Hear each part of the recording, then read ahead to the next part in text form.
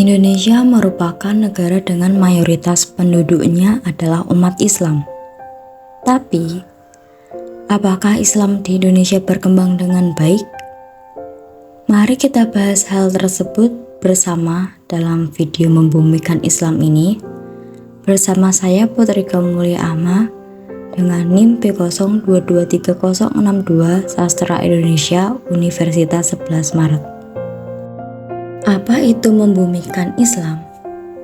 Membumikan Islam adalah proses atau upaya untuk membuat ajaran dan nilai-nilai Islam menjadi relevan dan dapat diaplikasikan dalam kehidupan sehari-hari, budaya, dan masyarakat tempat umat Islam tinggal.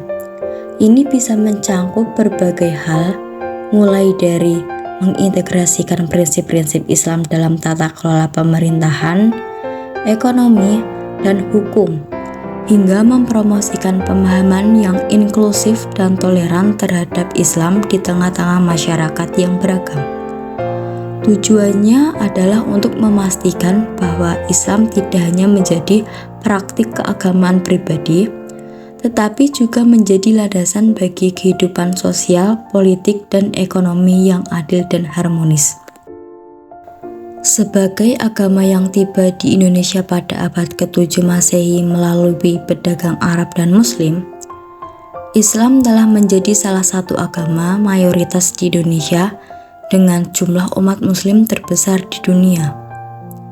Para tokoh keagamaan Islam seperti Wali Songo adalah para tokoh Islam yang dikatakan telah memainkan peran penting dalam penyebaran dan pembentukan Islam di Indonesia, terutama di wilayah Jawa. Mereka dikenal karena misi dakwah mereka yang berhasil dalam mengislamkan penduduk Jawa dan membentuk masyarakat Muslim yang kuat di Pulau Jawa. Berikut merupakan beberapa cara di mana para Wali Songo membumikan Islam di Indonesia. 1. Dakwah melalui ajaran Islam. Wali Songo menyebarkan ajaran Islam melalui metode dakwah yang berfokus pada pengajaran ajaran Islam yang murni dan pengamalan nilai-nilai agama. Mereka mengajarkan tauhid, yaitu keyakinan akan keesaan Allah, akhlak yang mulia, dan kewajiban-kewajiban agama kepada masyarakat setempat. 2. Pendirian pondok pesantren dan masjid. Wali Songo mendirikan pondok pesantren dan masjid di berbagai wilayah Jawa sebagai pusat pengajaran agama Islam dan tempat ibadah. Pondok pesantren menjadi pusat pembelajaran agama Islam yang menyediakan pendidikan agama Islam kepada masyarakat. Sedangkan masjid menjadi tempat untuk melakukan ibadah dan aktivitas keagamaan lainnya. 3. Pendekatan kultural dan sosial. Wali Songo menggunakan pendekatan kultural dan sosial dalam dakwah mereka dengan cara mengintegrasikan nilai-nilai Islam dengan budaya lokal. Mereka menyesuaikan metode dakwah mereka dengan kebiasaan dan tradisi masyarakat setempat, sehingga memudahkan proses penerimaan ajaran Islam tersebut. 4. Penggunaan bahasa lokal. Wali Songo juga menggunakan bahasa lokal dalam menyampaikan ajaran Islam, sehingga pesan-pesan dakwah dapat dipahami dengan lebih mudah oleh penduduk setempat. Mereka menggunakan bahasa Jawa dan bahasa-bahasa daerah lainnya dalam ceramah dan pengajaran agama Islam. 5. Pendidikan dan pemberdayaan masyarakat. Wali Songo tidak hanya menyebarkan ajaran Islam, tetapi juga memberikan pendidikan dan pemberdayaan kepada masyarakat. Mereka mendirikan pondok pesantren yang tidak hanya mengajarkan agama Islam, tetapi juga memberikan pendidikan umum dan keterampilan kehidupan kepada masyarakat setempat. 6. Pembangunan infrastruktur agama. Wali Songo juga terlibat dalam pembangunan infrastruktur agama seperti masjid, pondok pesantren, dan tempat-tempat ibadah lainnya. Mereka membangun masjid sebagai pusat aktivitas keagamaan dan tempat untuk menyebarkan ajaran Islam kepada masyarakat setempat. Melalui berbagai cara ini, Wali Songo berhasil membumikan Islam di wilayah Jawa dan membentuk masyarakat Muslim yang kuat dan berpengaruh di Indonesia. Warisan mereka masih terasa hingga saat ini dalam bentuk tradisi keagamaan, budaya, dan nilai-nilai Islam yang dipegang teguh oleh masyarakat di seluruh Indonesia, khususnya di Pulau Jawa. Proses membumikan Islam tidak hanya berhenti pada masa Wali Songo, tetapi proses membumikan Islam merupakan upaya yang terus berlanjut dan tidak memiliki batas waktu yang pasti.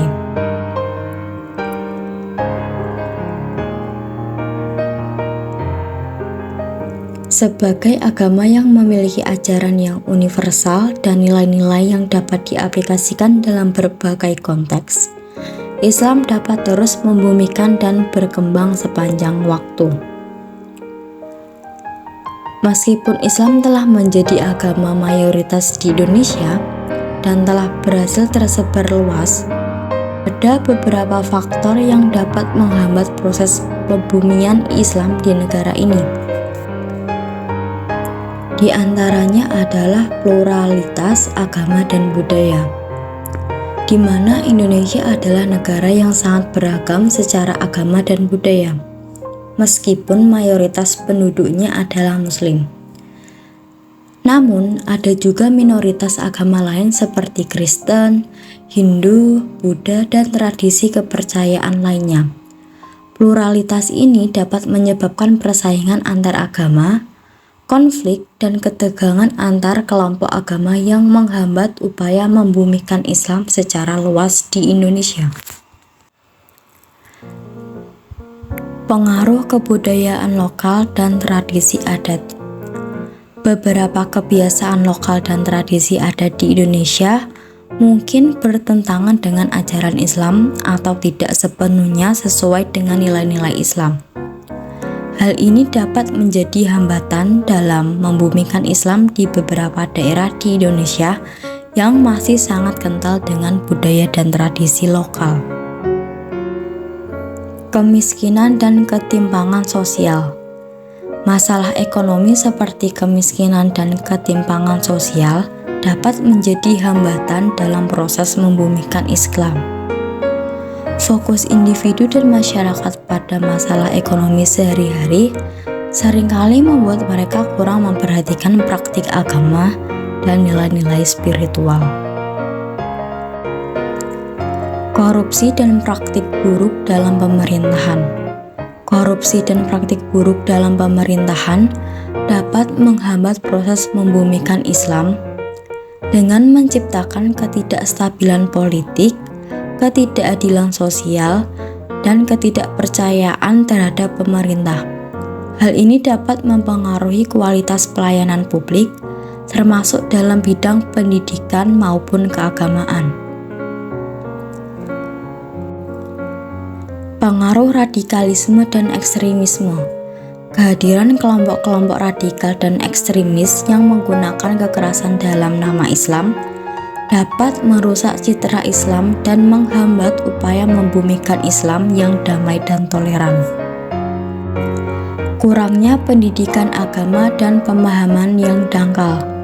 Kurangnya pendidikan agama yang berkualitas dan pemahaman yang dangkal tentang ajaran Islam dapat menghambat proses membumikan Islam dengan membuat umat Muslim kurang mampu mempraktikkan agama dengan benar dan menghadapi tantangan zaman modern. Globalisasi dan pengaruh budaya asing. Globalisasi dan pengaruh budaya asing dapat memperkenalkan nilai-nilai dan praktik-praktik yang bertentangan dengan ajaran Islam, sehingga menghambat upaya membumikan Islam dan mempertahankan identitas keagamaan Muslim. Meskipun ada beberapa faktor yang dapat menghambat proses membumikan Islam di Indonesia, ada upaya-upaya yang terus-menerus untuk meningkatkan pendidikan agama, memperkuat nilai-nilai toleransi dan kerukunan antar umat beragama, serta memerangi ketidakadilan sosial dan ekonomi dapat membantu menciptakan lingkungan yang lebih kondusif bagi penyebaran ajaran Islam yang damai dan inklusif.